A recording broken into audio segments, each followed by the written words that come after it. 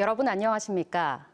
포근한 날씨 속에 어버이날 휴일을 맞았지만 코로나에 황사까지 겹치면서 야외 활동이 어려워 답답하셨을 텐데요. 아이들과 농촌 체험을 하거나 공연장을 찾아 문화생활을 즐기는 등 코로나 시대 시민들의 다양한 휴일 보내기 모습을 담아봤습니다. 이선학 기자입니다. 대전 인근의 한 농장입니다. 휴일을 맞아 아이들과 함께하는 농촌 체험 프로그램이 열렸습니다. 코로나 방역 차원에서 소규모 인원만 참석한 가운데 체온 체크와 방명록을 작성하고 본격적인 수업이 시작됩니다. 난생 처음 보는 다양한 씨앗들을 이리저리 살펴보는 아이들. 씨앗을 심으면 어떤 작물이 되는지 설명을 듣고 엄마와 함께 자신만의 도감을 완성합니다. 한쪽에서는 하우스 안에 심어진 상추를 직접 따며 수확의 기쁨을 느껴보기도 하고 식물을 화분에 심어보며 자연을 체험하는 소중한 시간을 가졌습니다. 집 안에서만 있었는데 이런 체험할 수 있는 장소가 있어서 너무 좋았고요. 저희가 눈으로 직접 이런 채소도 수확하는 모습도 보게 될 수 있어서 힐링이 되는 것 같습니다. 세종시에서는 다재다능한 배우 구혜선의 작품 전시회가 열렸습니다. 서태지의 노래 가사와 자신이 작곡한 피아노 뉴에이지 음악을 융합한 콜라주 형식의 독특한 영상과 그림들이 전시됐습니다. 특히 주말을 맞아 구혜선의 피아노 곡들을 현악 사중주와 협연하는 콘서트도 함께 열렸습니다. 관객들은 답답한 주말, 감미로운 음악과 작품들을 감상하며 힐링의 시간을 보냈습니다. 요즘 코로나로 인해서 몸과 마음이 지친 상태에서 뭔가 마음의 위로가 필요했는데 이런 공연을 통해서 뭔가 마음의 충전이 됐던 시간이었던 것 같습니다. 코로나19로 공연 예술계가 위축된 상황에서 직접 관객들과 만나 소통할 수 있는 전시회와 공연은 작가들에게도 소중한 시간입니다. 그동안에 코로나로 인해서 공연을 할 수가 없었고 또 이렇게 관객들을 만날 시간이 없었는데 또 5월이 됐고 해서 이렇게 관람객들을 만나게 돼서 사실 굉장히 반갑죠. 코로나의 최악의 황사가 겹치면서 야외 활동은 어려웠지만 시민들은 사회적 거리 두기를 유지하며 저마다의 방법으로 휴일을 즐겼습니다. TJB 이선학입니다. 휴일에도 지역 곳곳에서 코로나19 확진자가 잇따라 발생했습니다.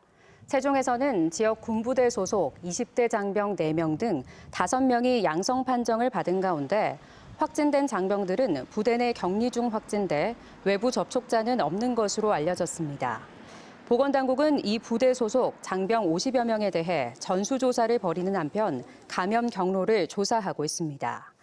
또 충남에서는 아산에서 교회 관련 확진자와 접촉한 50대가 양성 판정을 받는 등 2명이 추가됐고 당진과 천안에서도 각각 2명의 확진자가 발생했습니다.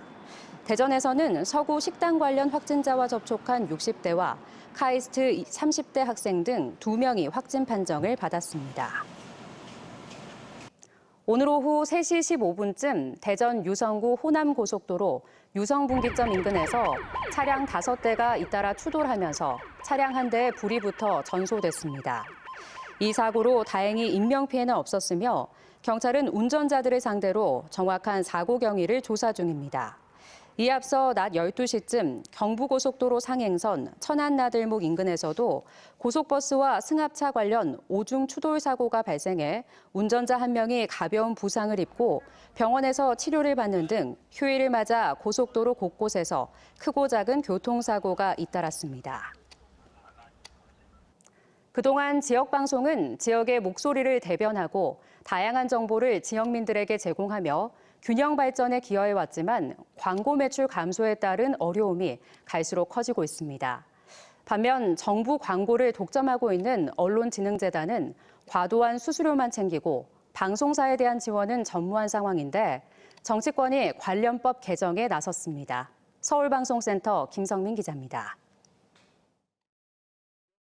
지역방송은 생존이 어려울 정도로 위협을 받고 있습니다. TJB를 비롯한 전국 9개 지역 민영방송 전체 광고 매출은 지난 2011년 1,743억 원이었지만 해마다 급감하고 있고 특히 코로나19가 휩쓸었던 지난해엔 791억 원으로 10년 전 절반이 안 됩니다.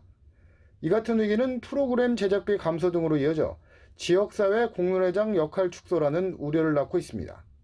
정치권에서는 정부 언론 광고를 독점하고 있는 언론진흥재단이 지역 방송에 대한 지원에 나서라는 목소리가 커지고 있습니다.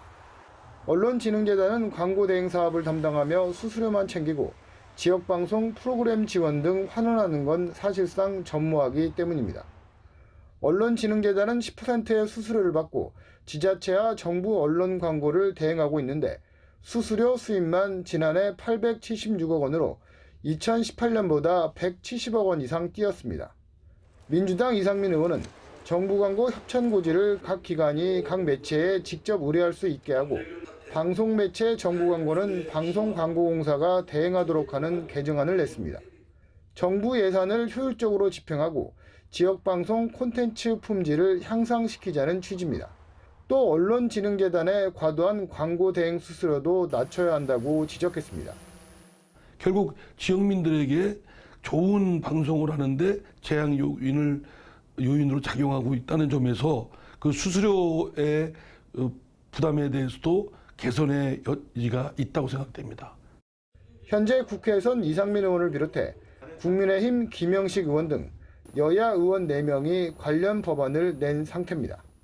여야를 막론하고 지역방송을 위한 실질적인 지원이 이루어져야 한다는 목소리가 커지고 있는 가운데 정부의 전향적인 판단이 이루어질지 주목됩니다. TJB 김성민입니다. 대전 도시철도용 AI 엣지 시스템이 과학기술정보통신부가 주관한 공모사업에 선정돼 국비 8억 원을 지원받게 됐습니다. 이 시스템은 지하철 전동차 안에서 폭행, 실신한 승객, 마스크 미착용 승객을 감지합니다.